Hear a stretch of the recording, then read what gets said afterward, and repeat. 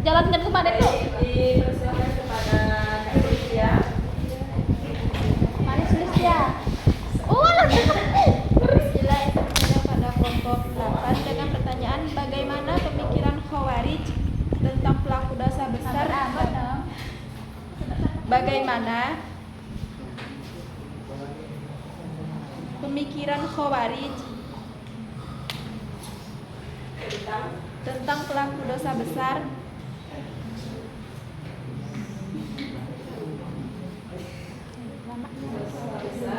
Dapat membantu memahami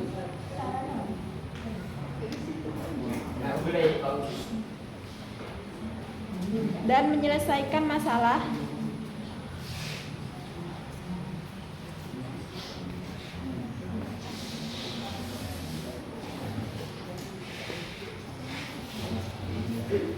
keagamaan dan sosial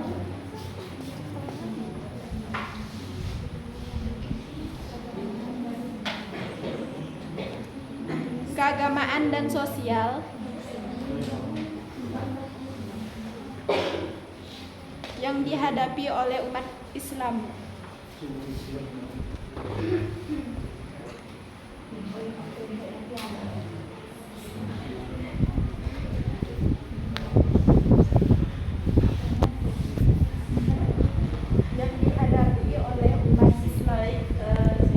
Bagaimana pemikiran Khawarij tentang pelaku dosa besar dapat membantu memahami dan menyelesaikan masalah keagamaan dan sosial yang dihadapi oleh umat Islam.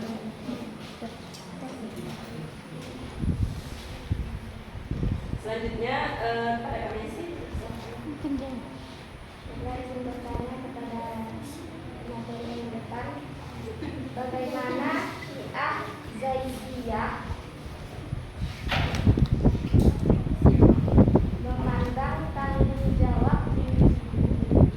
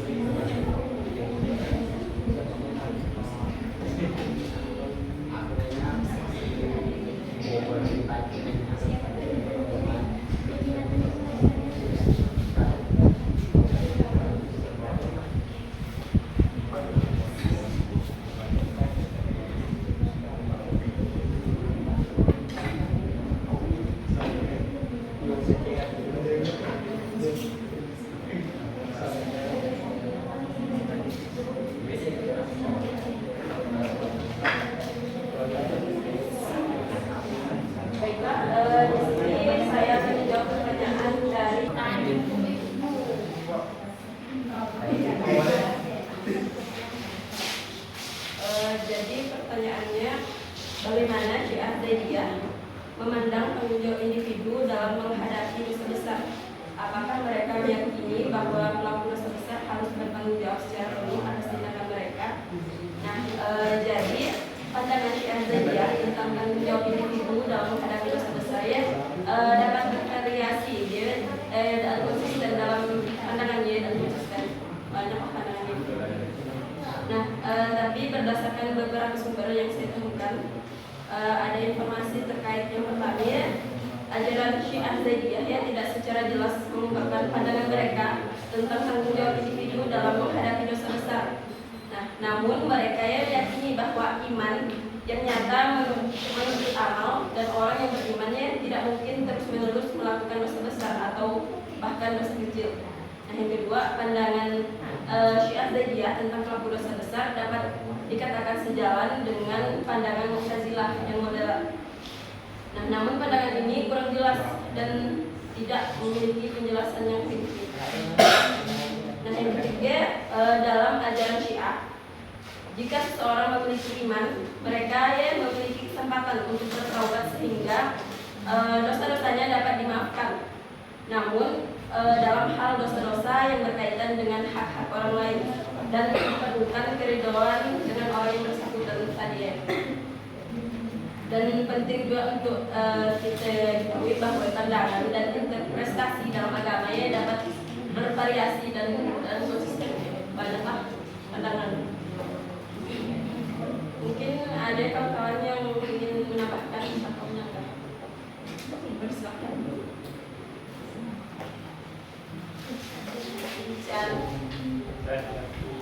Oke, lanjut.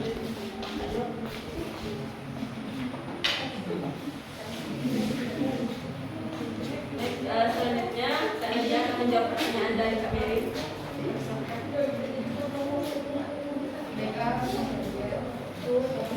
Dari pertanyaan dari mana aliran Mu'tazilah memandang peran keadilan dan belas kasihan dalam memperlakukan pelaku dosa besar?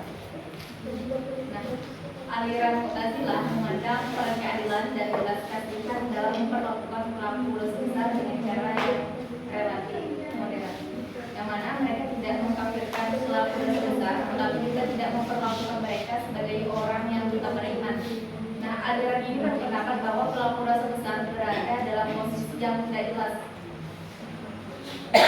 antara mukmin dan kafir, yang disebut al-manzilah baina al-manzilatain, antara dua posisi. Nah, dalam hal ini mereka tidak dianggap sebagai orang yang sepenuhnya beriman, tetapi juga tidak dianggap sebagai orang yang sepenuhnya kafir. Keadilan Allah dalam hal ini berperan sebagai lunasi akhir pelaku dosa besar yang dapat berupa pengampunan atau siksaan. Nah, bergantung pada ukuran dosa yang dilakukan. Nah, belas kasihan Allah juga diperlukan dalam proses ini. Nah, karena Allah dapat memperlihatkan belas kasihannya dengan mengampuni pelaku dosa besar. Dalam pandangan Mu'tazilah, keadilan dan belas kasihan Allah berperan sebagai faktor yang mempengaruhi nasib akhir pelaku dosa besar, tetapi tidak sebagai faktor yang menentukan status keimanan mereka. Nah, contoh sederhana dari jawaban tadi yaitu pelaku dosa besar bukan seorang mukmin dan bukan juga seorang kafir. Nah, contohnya seseorang yang melakukan dosa besar, nah seperti zina, tidak dapat dianggap sebagai seorang mukmin karena telah melanggar perintah Allah, namun tidak juga dapat dianggap sebagai seorang kafir karena masih memiliki kesadaran akan keberadaan Allah dan masih memiliki potensi untuk bertobat. Bagaimana kami? Mungkin ada teman-teman yang ingin menambahkan.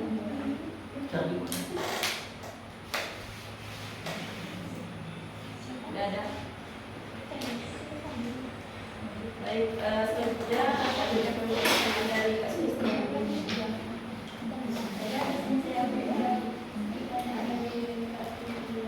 Pertanyaannya, bagaimana pikiran keluarga tentang pelaku besar dan dapat memahami dan menyelesaikan masalah keagamaan sistem. Jadi migran keluarga dapat membantu masalahnya dengan cara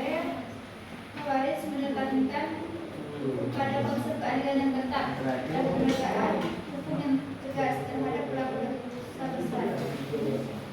Dengan menekankan penegakan hukum yang tegas, pemikiran kewarisnya dapat membantu memahami pentingnya pertanggungjawaban individu atas perbuatan dosa besar. Dan jadi hal ini dapat mendorong kesadaran akan akibat dari tindakan yang melanggar nilai-nilai agama dan norma dan moral, serta dorongan untuk memperbaiki diri melalui pertobatan dan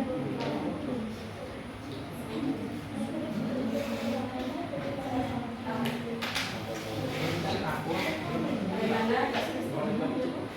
Apakah ada teman-teman yang ingin menambahkan? Bukan menambahkan, sifatnya mempertanyakan maksud dari keadilan yang tetap menurut pandangan Khawarij seperti apa. Karena kan menyampaikan mendefinisikan jadi dengan hukum yang tegas seperti apa. Hukum yang tegas mungkin dapat dianalogikan dari karena yang meninggalkan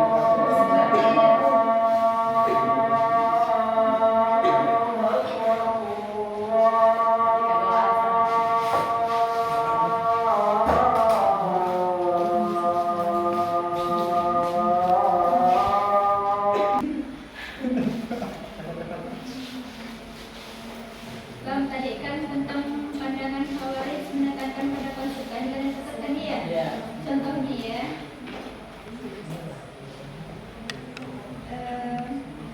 Contohnya ya, dalam misalnya kasus pencurian atau pembunuhan. Sementara yang keadilan yang tegas ya, sedangkan sementara yang keadilan yang tegas yang ditetapkan juga seseorang yang terlibat dalam korupsi ya. Keadilan yang ketat biar akan ada kesadaran ya. keadilan dari Khawarij. Keadilan Khawarij itu seperti apa? Misalnya tadi mencuri ya, kemudian minyak tinggi.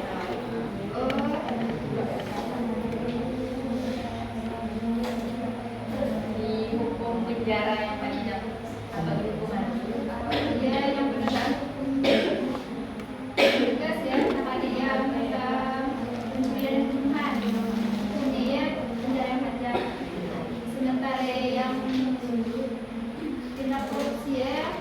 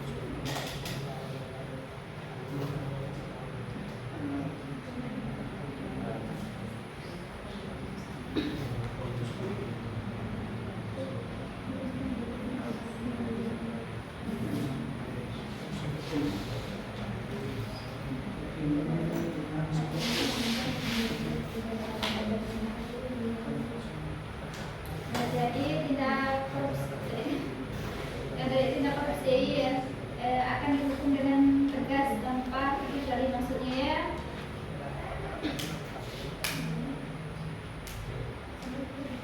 Maksudnya ya sesuai dengan aturan hukum yang berlaku tanpa memandang status ataupun kedudukan sosial.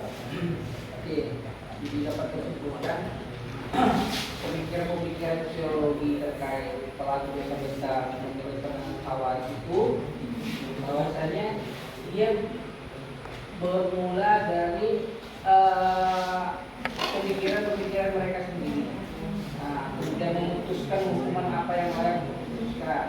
Nah, sebenarnya saya juga dapat dari artikel, dipastikan artikelnya bahwa dalil yang dipakai Khawarijnya bentuknya seperti la hukma illa lillah. Tidak bisa dikatakan sebuah hukum kecuali berdasarkan melalui ayat Allah. Nah, bukan suatu penyimpangan. Jadi penyimpangan dari pemikiran teologi Khawarij tidak lebih mendahulukan akal ketimbang seperti pertemuan kemarin tadi. Terima kasih.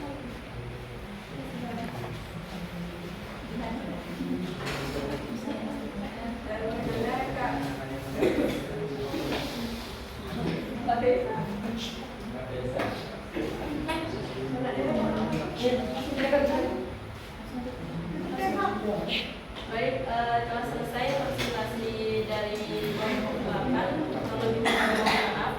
Assalamualaikum warahmatullahi wabarakatuh. Waalaikumsalam warahmatullahi wabarakatuh.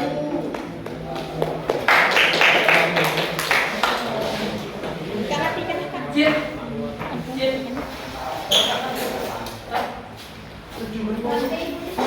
Allah barakallah. Kasihkanlah. Jangan tidak. Anak kau